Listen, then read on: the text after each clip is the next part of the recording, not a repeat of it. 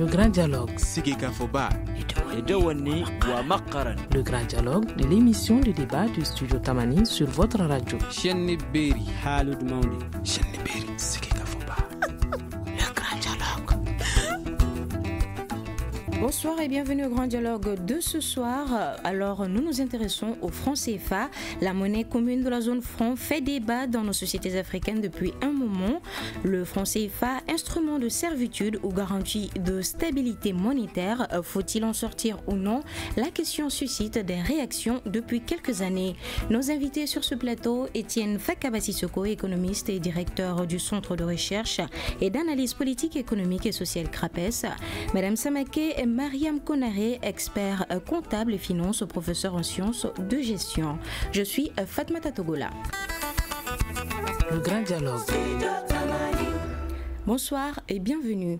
La semaine dernière, l'interpellation de l'activiste franco-béninois Kémi Séba au Sénégal a relancé les débats sur la sortie ou non du CFA. Il a été placé sous mandat de dépôt au vendredi dernier après avoir brûlé un billet de 5000 francs CFA au cours d'une manifestation anti-CFA le 19 août dernier. Un background du franc CFA avec Mohamedou Touré. Créé en décembre 1945, le franc CFA, franc de la communauté financière africaine, regroupe 14 pays d'Afrique subsaharienne, partagés entre deux instituts d'émission, la Banque des États d'Afrique centrale et la Banque centrale des États de l'Afrique de l'Ouest, dont le Mali fait partie. Il y a aussi un 15e membre, l'archipel des Comores.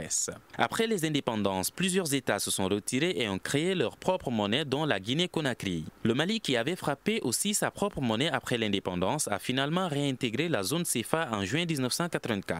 Depuis quelques années, le franc CFA alimente les débats au sein de l'opinion publique africaine. Le sujet passionne les débats politiques et les économistes sont partagés entre sortie et maintien. Garanti par la Banque centrale de France, le franc CFA est considéré par certains comme un symbole du colonialisme. Plusieurs manifestations ont eu lieu ces derniers mois dans de nombreux pays de la zone. Si certains estiment que les pays membres doivent créer leur propre monnaie, d'autres soulignent que le franc CFA est un facteur de stabilisation des économies des pays membres. Pour le moment, la question est loin d'être tranchée.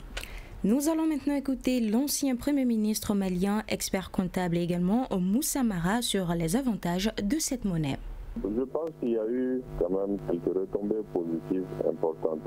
Pour moi, le premier élément positif du franc CFA, c'est justement le fait que nous ayons une monnaie commune, c'est-à-dire que nous soyons ensemble. Vous savez, être ensemble, c'est toujours plus solide que d'être seul. Le franc CFA a l'avantage que c'est une monnaie commune, parce que donc les pays ont l'habitude de fonctionner ensemble, d'avoir les mêmes politiques financières, de taux d'intérêt, de politiques monétaires. Ça, c'est un premier élément important. Le second élément, c'est la connexion un peu au commerce international. Quand on a une monnaie qui est adossée à une monnaie internationale garantie comme le franc français ou bien l'euro aujourd'hui, ça assure une certaine convertibilité et donc la connexion au commerce international. Le troisième avantage, à mon avis, c'est le taux d'inflation, qui est d'ailleurs l'un des fondements du franc CFA. Si vous regardez dans les zones du franc CFA, le taux d'inflation est assez bas. Ça fait qu'il n'y a pas une hausse importante de prix comme on pourrait le constater ici ou là. Et donc ce qui assure une certaine stabilité de pouvoir d'achat des populations et ça agit sur les conditions de vie. Alors, est-ce que vous pensez que sortir du franc CFA va diviser les pays qui font partie de cette monnaie? Aujourd'hui, si j'en crois les débats, vous avez jusqu'au niveau le plus élevé, c'est-à-dire au niveau des chefs d'État, il y a des sons de cloche qui sont différents. Donc, ce qui laisse supposer des avis différents sur la question de la sortie du franc CFA. Et donc, on peut supposer que si certains pays prenaient la décision de sortir du franc CFA, d'autres ne le feraient pas, ce qui entraînerait une division. Par le passé, d'ailleurs, cela a été le cas. Vous savez, notre pays, le Mali, à un moment déterminé de son histoire, a fait le choix de sortir du franc CFA. Et d'ailleurs, seul à la matière, après, il a réintégré la zone. Donc, il est possible que si on prend une décision assez rapidement par rapport à un certain nombre de pays, que cela puisse entraîner la désagrégation de la zone. Et je pense que ce serait dommageable. Alors, vous venez donc écouter tout de suite l'ancien Premier ministre Moussa Mara. Alors, Monsieur Sissoko, partagez-vous l'avis de l'ancien PM sur cette question? Merci d'abord pour l'invitation et surtout pour l'occasion que vous nous offrez de nous exprimer sur cette question dont le débat vient d'être relancé à la suite de l'arrestation de Kémy. Moi, je crois que les points évoqués par le Premier ministre ne sont pas des points qui aujourd'hui convainquent le commun des mortels de la nécessité de sortir du franc CFA. Il y a un certain nombre d'arguments qu'il a avancés, notamment le fait qu'on soit ensemble. Le fait qu'on soit ensemble, ça suppose que nous avons un marché commun. Et si nous avons un marché commun, ça veut dire que les échanges au sein de ce marché-là sont assez développés et permettent d'enclencher un schéma de développement économique. Or, lorsque vous prenez ces échanges-là, ces échanges ne dépassent pas 10% justement de l'échange que nous devons avoir au sein de notre zone. Tout le reste vient de l'Europe, vient de l'Asie surtout. Mais est-ce qu'il y a des avantages de la monnaie du franc CFA? Du franc CFA. Oui. Aujourd'hui, nous pensons que ces avantages-là peuvent être maintenus dans un autre cadre. Que la question de la souveraineté monétaire qui est occultée par l'existence, par le maintien du franc CFA, la question de la pauvreté qui est maintenue également par la question du franc CFA, parce que comme indicateur, vous prenez les 14 pays qui ont été cités dans votre élément tout à l'heure, sur ces 14 pays, sur la base de l'indice du développement humain, 10 sont les derniers. Et les 4 autres qui restent sont des pays comme la Côte d'Ivoire ou le Sénégal qui ont un produit intérieur par tête assez faible. Ou quand vous les comparez actuellement à ce qu'ils étaient il y a 10 ans, il y a 15 ans, vous remarquerez qu'il y a une baisse continuelle de ce produit intérieur brut-là. Donc cela est un signal qui montre que la question pour nous n'est plus au niveau de s'il faut rester dans le CFA ou pas. La question c'est de savoir comment sortir du franc CFA. Pour nous, le véritable débat, c'est à ce niveau-là. Parce que tous les arguments que nous avons développés depuis jusque-là concourent à dire qu'il faut sortir. Parce que, au-delà du fait que c'est une monnaie de servitude, cette monnaie n'encourage pas le développement économique. Cette monnaie enlève aux États la possibilité d'avoir leur propre choix dans les politiques de développement économique. Cette monnaie fait également que, avec le maintien du niveau très faible de l'inflation dont le Premier ministre était en train de parler, fait que nous nous confinons dans un système qui n'arrange pas notre économie. Aujourd'hui, tous les indicateurs montrent que l'inflation dans la zone monétaire, dans la zone UEMOA, n'est pas d'origine monétaire, mais plutôt liée aux différentes fluctuations de nos saisons chaudes, saison des pluies. Donc aujourd'hui, il faut en sortir. Comment en sortir, c'est cela le débat. D'accord. Alors, Madame Samaké, êtes-vous du même avis que Monsieur Sissoko par rapport aux avantages et du fait que la question qu'on doit se poser actuellement, c'est de sortir du franc CFA? Alors, je vais vous donner déjà, je vous dis déjà merci de me donner l'occasion de m'exprimer sur un sujet aussi important. Je vais justement aller, oui, dans le sens de Monsieur Sissoko, en rajoutant que, effectivement, les échanges au sein des pays qui sont concernés par la zone franc sont très dérisoires, d'accord. Donc c'est pas une raison de maintenir une monnaie en disant que c'est une monnaie d'intégration régionale, parce qu'on n'échange pas réellement entre nous, alors que quand on regarde dans certains espaces comme l'Union européenne, quand même, il y a des échanges qui font jusqu'à l'ordre de 60%. Donc nous, c'est très dérisoire. Donc effectivement, donc ça veut dire qu'on n'échange pas entre nous, et il y a aussi le fait que la France qui veut maintenir cette monnaie, n'échange pas non plus prioritairement avec les personnes de la zone franc, parce qu'il a été dit que les échanges prioritaires de la France sont faits avec des pays comme le Nigeria, comme l'Angola, comme l'Afrique du Sud, et tous ces pays-là ne sont pas dans notre zone franc. Donc je converge complètement vers ce que M. Sissoko a dit, dans le sens où effectivement c'est peut-être une monnaie qu'on partage avec d'autres personnes, d'autres pays, mais ce n'est pas forcément une monnaie d'intégration régionale.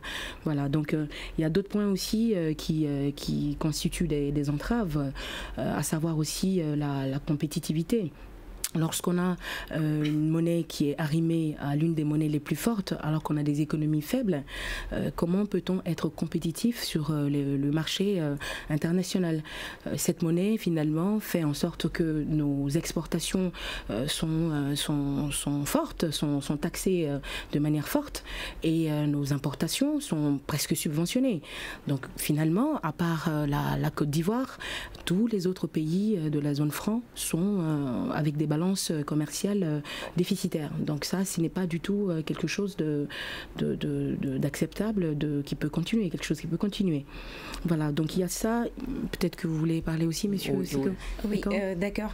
Mais est-ce que depuis sa création, qu'est-ce qu'elle a apporté concrètement aux pays membres? C'est la question justement que les uns et les autres se posent, parce que pour nous, en tout cas d'un point de vue économique, je vous ai parlé tantôt des indicateurs de développement économique, l'IDH qui est aujourd'hui l'indicateur le plus utilisé lorsqu'il s'agit de mesurer le niveau de développement économique sur la base de l'espérance de vie, sur la base du niveau d'éducation, de santé, d'accès à l'école et tout le reste. Vous remarquerez qu'aujourd'hui, ces indicateurs-là, pour les pays qui utilisent le franc CFA, se dégradent d'année en année. Ce qui montre que, au lieu de permettre à nos États d'aller vers le développement économique, le franc CFA devient en ce moment une sorte de régression pour nos États. Et mieux, ce que Mme Samaké disait, c'est que, est-ce que vous trouvez aujourd'hui qu'il est normal que nous disons que c'est 14 pays qui utilisent le franc CFA, alors que le franc CFA utilisé au Mali ne peut pas être utilisé au Gabon? Donc ce n'est même pas 14 pays en réalité. Ce n'est que des zones économiques qui, en réalité, si on est au sein de l'UEMOA, c'est 8 pays qui l'utilisent. Si on est au sein de la CEMAC, c'est d'autres pays qui l'utilisent. Donc aujourd'hui, il y a toujours cette question de la convertibilité, de l'utilisation mutuelle de cette monnaie entre les zones. Mais qu'est-ce qui explique cela? C'est un choix économique, c'est un choix de gestion de cette monnaie qui, comme le fait aussi que nous disons que nous avons une parité fixe avec l'euro, que 1 euro est égal à 655 francs CFA, et que pourtant le CFA arrimé à l'euro ne peut pas être utilisé dans la zone Union européenne, par exemple. C'est cela justement les différentes contradictions qui font que, étant même de très bonne foi, nous avons beau chercher les avantages d'une utilisation continuelle et continue du franc CFA,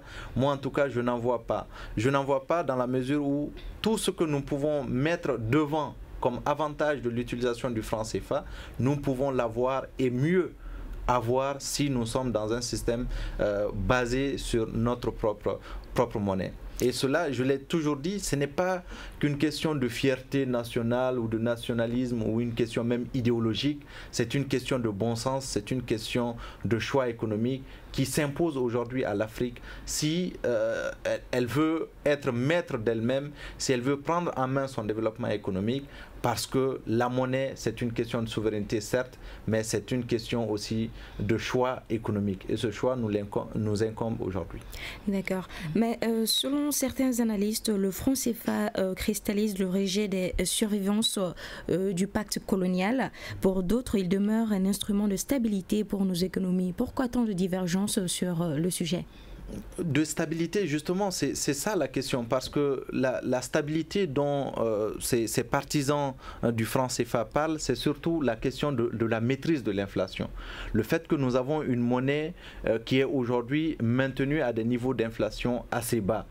Et c'est vrai que quand vous prenez par exemple la zone UEMOA, le niveau d'inflation n'a jamais dépassé les 3%. Pour le cas du Mali, par exemple, ça a été toujours de l'ordre de 1%. Mais ce qu'ils oublient de dire, c'est qu'en maintenant le niveau d'inflation à ce stade-là, vous privez vous-même d'une manne financière considérable pour les investissements et les investissements productifs. Or, nous savons que le développement économique est basé justement sur votre capacité d'investissement.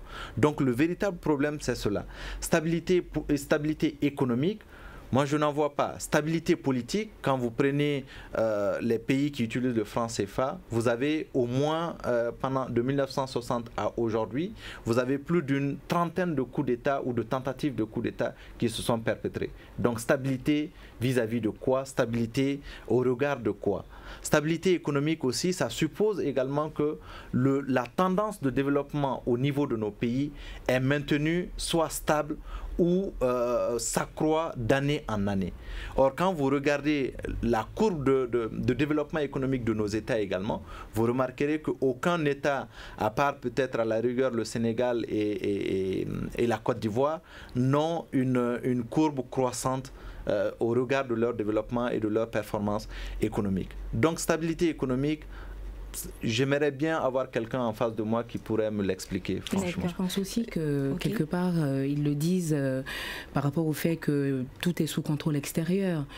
Quelque part, on n'a pas la possibilité de faire nous-mêmes, de toucher nous-mêmes les planches à billets.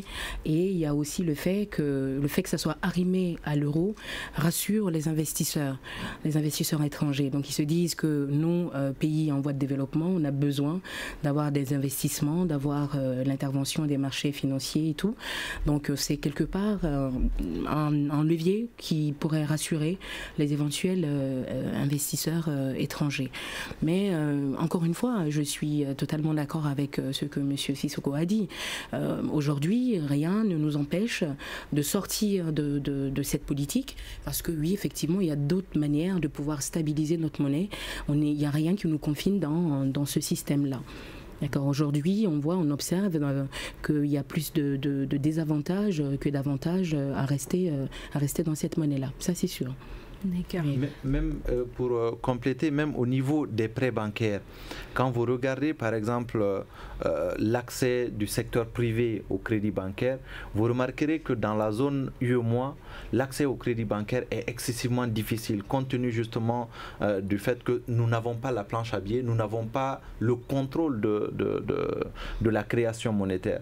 Donc vous ne pouvez pas vous dire dans vos slogans, dans vos politiques de développement économique que le secteur privé est et demeure le moteur du développement économique et avoir un système assez rigide qui ne permette pas justement à ce secteur privé d'avoir le financement adéquat via son secteur bancaire. Pourtant, quand vous allez à côté dans des pays comme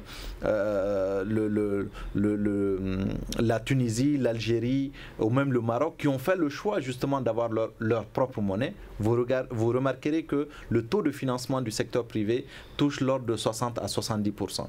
Et nous sommes encore au niveau de 20 à 40% du taux de financement. Vous voyez que le choix économique, encore une fois, le choix d'une monnaie fait que nous n'avons pas la possibilité, encore une fois, de jouer sur la monnaie comme levier, comme instrument de politique monétaire. Mieux, si vous prenez le commerce extérieur également, vous remarquerez aussi que tout ce que nous faisons, tout ce que nous produisons à l'interne, nous n'avons pas la possibilité de jouer sur notre monnaie, de faire baisser la parité de notre monnaie, par exemple, pour attirer les investisseurs ou élever, pour permettre à nos entreprises au niveau local de pouvoir avoir suffisamment de parts de marché. Donc tous ces facteurs font que aujourd'hui nous sommes convaincus encore une fois de plus que le meilleur choix qui s'offre aux Africains, qui respectent leur dignité, qui respectent leur souveraineté, c'est véritablement le choix de sortir de ce système colonial qui ne fera qu'appauvrir et qui ne fera qu'encourager cette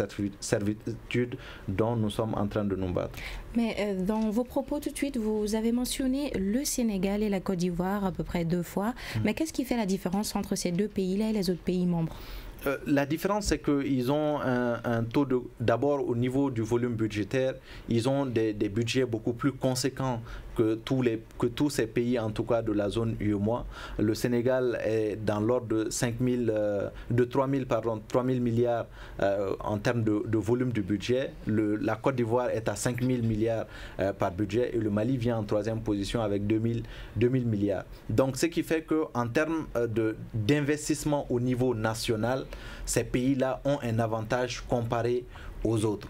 Ce qui fait également que lorsqu'il s'agit de sortir du franc CFA, vous verrez ce sont ces pays-là qui sont les premiers à être réticents. compte tenu du fait qu'ils ont assez bénéficié de ce système-là pour justement pouvoir en sortir. D'accord. Alors, Moussa Mara, l'ancien Premier ministre, pense également qu'il faut sortir du franc CFA, mais selon lui, il faut que ce soit collectif. Je vous propose de l'écouter. Moi, je milite pour le fait qu'on est ensemble dedans. Si on devait en sortir, qu'on sorte ensemble. Donc, le faire ensemble. Mais est-ce que vous pensez qu'on doit sortir ou rester?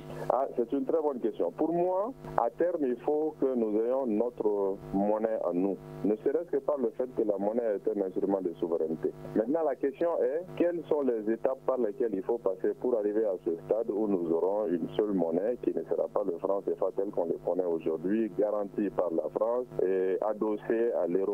À mon avis, il faudrait sortir de cette situation. Seulement, il faudrait le faire, je pense, de manière graduelle, en essayant de corriger les insuffisances du franc CFA actuel dans la mesure du possible et d'avoir un certain consensus dans notre zone pour passer à l'étape de la monnaie à nous, de la monnaie de la zone CFA qui serait gérée totalement par le niveau politique de la zone CFA. Il faut savoir que cette option est déjà presque sous-jacente aux décisions politiques importantes de la zone. Seulement, on ne voit pas d'avancée vers ça. Sinon, à l'origine, les pays de la CEDEAO ont fait le choix d'une monnaie unique CEDEAO.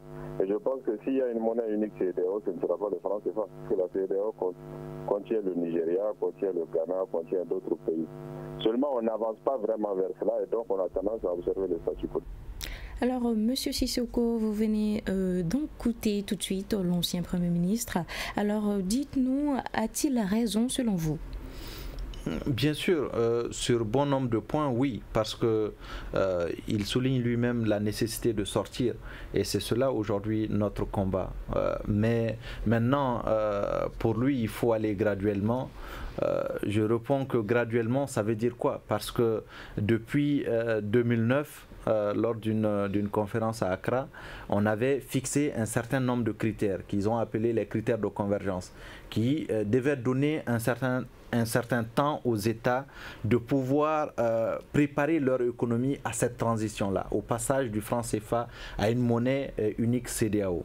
Et on avait fixé un certain nombre de critères en rapport avec le taux de croissance, en rapport avec la balance commerciale, le niveau de l'inflation et tout le reste.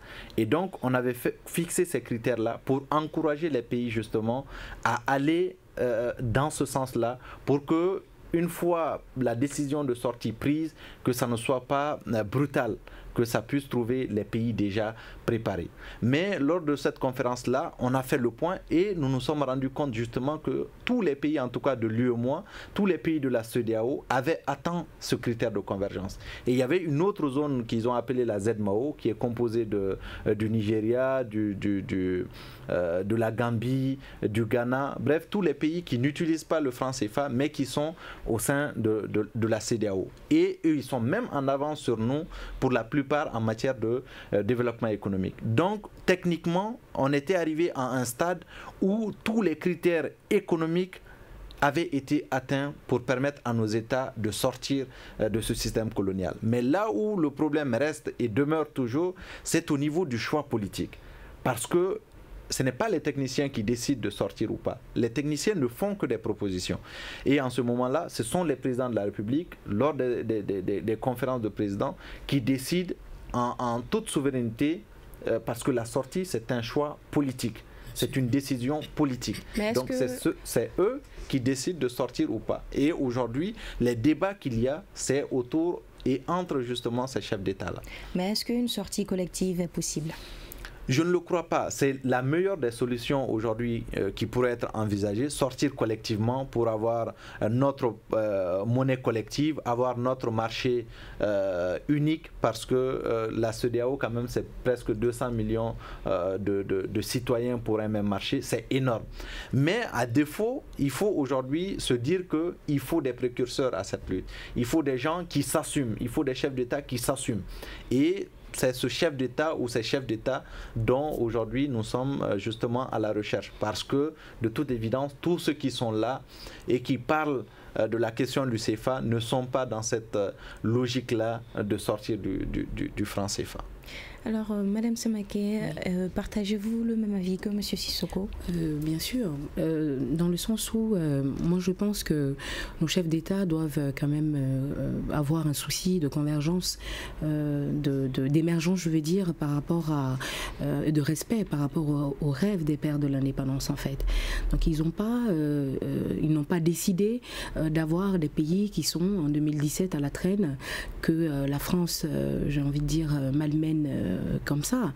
Quand je vois des présidents comme Alassane Ouattara qui disent que effectivement la monnaie, le CFA est une chance pour notre zone et tout, et voilà, je me dis, lui il a bien profité, comme M. Sissoko l'a dit, la Côte d'Ivoire, le Sénégal, mais aujourd'hui lorsqu'on regarde une population qui est relativement jeune, nos populations doublent tous les 25 ans et que les jeunes ont besoin de crédits, d'activités, d'emploi, et qu'avec une monnaie aussi forte, ils n'arrivent pas non seulement à avoir les emprunts qu'il faut pour pouvoir se financer. Il y a cela, il y a le chômage qui continue à galoper. Je me dis, on sacrifie notre avenir pour maintenir par exemple la parité d'échange qu'il faut maintenir. Parce qu'il ne faut pas oublier que nos États déposent 50% de nos réserves de change au Trésor public et que tout ce capital n'est pas injecté finalement dans nos économies, et ça nous empêche fortement de nous développer. Aujourd'hui, on nous dit même, la démographie africaine est un problème, parce que c'est ce que le président Macron avait dit. D'accord ? Moi, je suis complètement horrifiée quand j'entends des choses comme ça. Oui, peut-être que nos femmes ont 6, 7, 8 enfants voilà. Mais malgré tout, si on avait la possibilité de pouvoir avoir nos leviers, comme M. Sissoko l'a dit, pouvoir nous développer, mais ça pourrait même jouer sur l'immigration. Personne n'a envie d'aller se kamikazer en mer, mais si les dispositifs ne sont pas là, les jeunes essaient d'aller chercher leur bonheur ailleurs. Donc il est clair que oui, il faut qu'on pense à d'autres solutions. Moi, je pense que déjà les débats comme ce que nous faisons, c'est déjà une bonne alternative. Il faut déjà en parler, il faut faire de la sensibilisation de proximité, en parler, et pour que finalement nos gouvernants et la France aussi se disent que on ne veut plus, il y a ce qu'il faut maintenant, il y a l'éveil des consciences, et qu'il faut qu'ils prennent les meilleures dispositions pour sortir de cette dépendance finalement. D'accord ? Donc il y a ça. Il y a d'autres économistes aussi qui avaient proposé de pas forcément sortir d'un coup, mais de faire indexer le franc CFA sur d'autres monnaies qui sont plus flexibles, comme par exemple le dollar, comme le yuan chinois, donc qui sont beaucoup plus flexibles pour donner plus de marge de manœuvre. Voilà, parce qu'on voit effectivement que le problème qui se pose, c'est le problème des chefs d'État qui ne sont pas du tout dans la même lancée. Le Tchad, Idriss Déby, lui, il est pour qu'on reste ensemble et qu'on sorte ensemble. Mais quand je vois par exemple Alassane Ouattara qui n'est pas du tout dans cette optique-là, c'est délicat. Voilà, donc ceux qui ont pris l'initiative de sortir depuis un moment, je trouve que par exemple les pays maghrébins, le Maroc, la Tunisie, l'Algérie, qui sont sortis en général vers 1958-1964, se portent très bien. D'accord ? Et la Mauritanie est sortie en 73, n'est plus jamais revenue. Ça va. Donc on peut sortir, mais il y a effectivement des manières de faire, tout simplement. D'accord. Alors, pour le ministre malien de l'économie et des finances, le sujet n'est plus un tabou et un réel débat s'impose sur la question. Mais selon lui, les États ne sont pas prêts pour une sortie du franc CFA. Dr Bobo Cissé l'a déclaré au cours du grand débat économique de l'association Forum de la presse. Les pays de la CEDEAO et même en dehors de la CEDEAO, la CEMAC ont exprimé un vœu à un moment donné d'aller vers une monnaie unique et donc sortir du franc CFA, de la convertibilité qui existe entre le franc CFA et puis la monnaie euro. Évidemment, quand cette volonté a été exprimée, il y avait des conditions qui étaient liées à ça. On devait y arriver d'ici l'horizon 2020 et il y avait des besoins, des critères liés à la convergence et puis à la surveillance multilatérale qui devaient être respectés avant cette date-là. Quand on fait un point aujourd'hui, jour d'aujourd'hui, beaucoup de pays sont en retard par rapport au respect de ces normes-là. Et tout porte à croire que cette monnaie unique ne verra pas le jour comme c'était prévu en 2020. Mais la volonté est là, je pense que la volonté politique est là. Les débats sont de plus en plus insistants et persistants, que ce soit des chercheurs ou même de certains hommes politiques africains. Rien ne nous empêche d'y arriver, mais pour pouvoir y arriver, il y a des critères à observer que beaucoup de pays n'arrivent pas encore à observer. Justement, j'ai eu la chance justement d'avoir ce débat face à lui, et c'est l'un des enregistrements que vous venez de faire passer.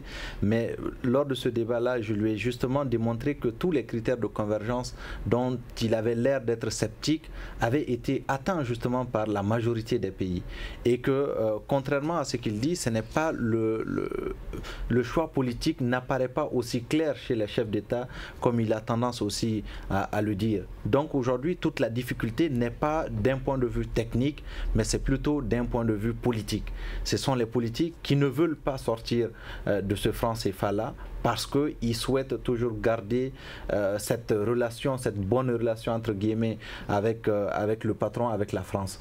Sinon, comment vous pouvez comprendre qu'aujourd'hui, nous sommes la seule zone économique ou les seules zones économiques dont l'indépendance de la Banque centrale est liée justement à un ministère, et le ministère de l'économie et des finances françaises. Comment vous pouvez comprendre que 8 pays indépendants dans la zone UEMOA, 7 pays indépendants dans la zone CEMAC décident de confier l'indépendance de la Banque centrale à un ministère de l'économie et des finances d'un autre pays indépendant?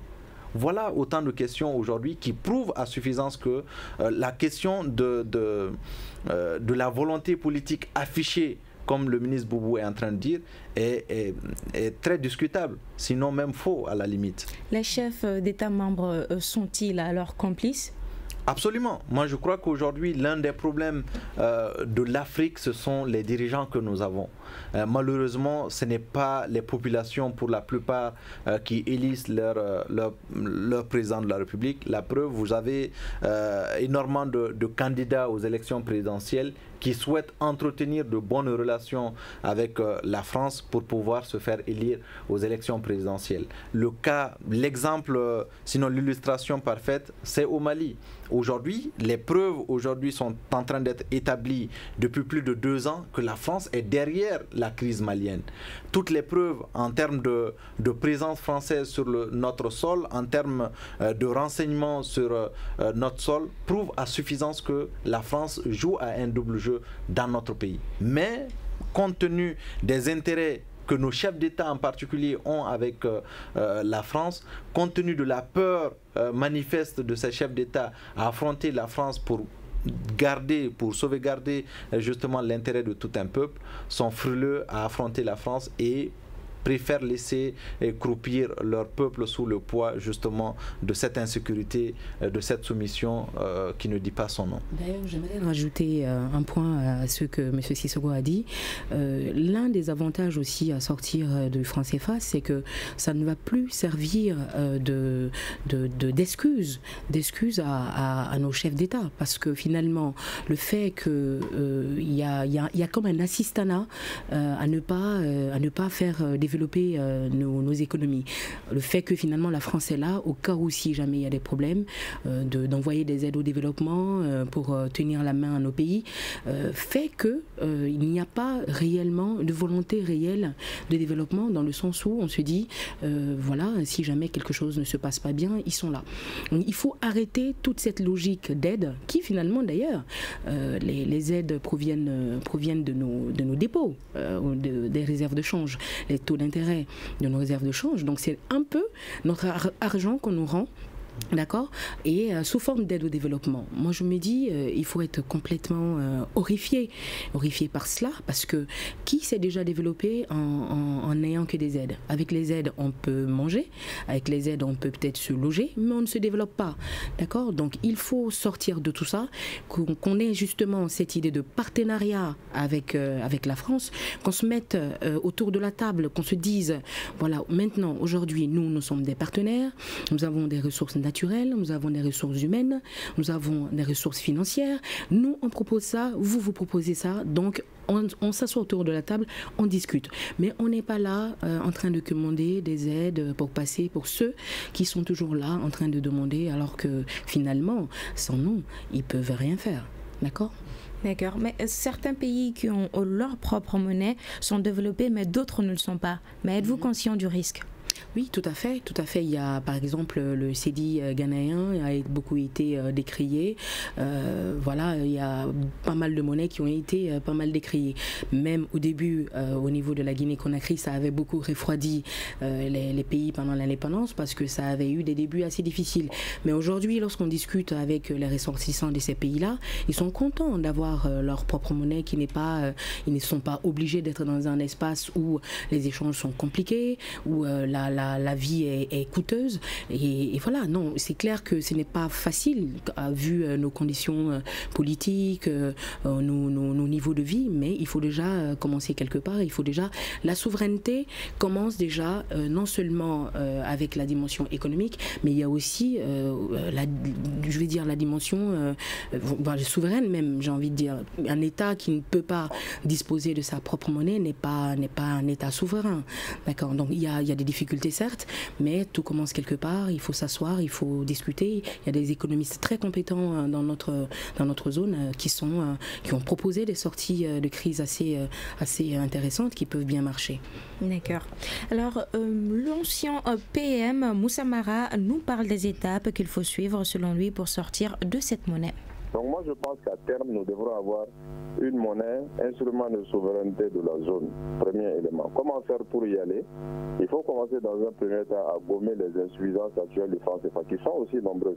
La première des insuffisances est que la priorité du franc CFA semble être l'inflation, donc rendre l'argent très cher avec des taux d'intérêt élevés, ce qui a le désavantage de décourager l'investissement, de décourager le financement et donc de contraindre un peu la croissance économique. Parce que ça, c'est un premier élément. La deuxième insuffisance, qui est aussi importante, c'est la parité, c'est-à-dire la valeur de la monnaie. Étant adossé à l'euro et avec la politique de la zone euro qui est une politique de monnaie forte, nous aurons ipso facto une politique de monnaie forte, alors qu'aujourd'hui nos pays sont des pays très très faibles. Je pense qu'il faudra que nous ayons un système de gestion de notre parité qui tienne compte davantage de nos économies, une monnaie un peu plus faible et une monnaie gérée de telle sorte que nous n'ayons pas une parité fixe liée à une seule monnaie, mais peut-être à plusieurs monnaies qui reflèteraient un peu les échanges de la zone avec l'extérieur. Donc nous ayons une parité plus flexible et peut-être une valeur de la monnaie un peu moins forte,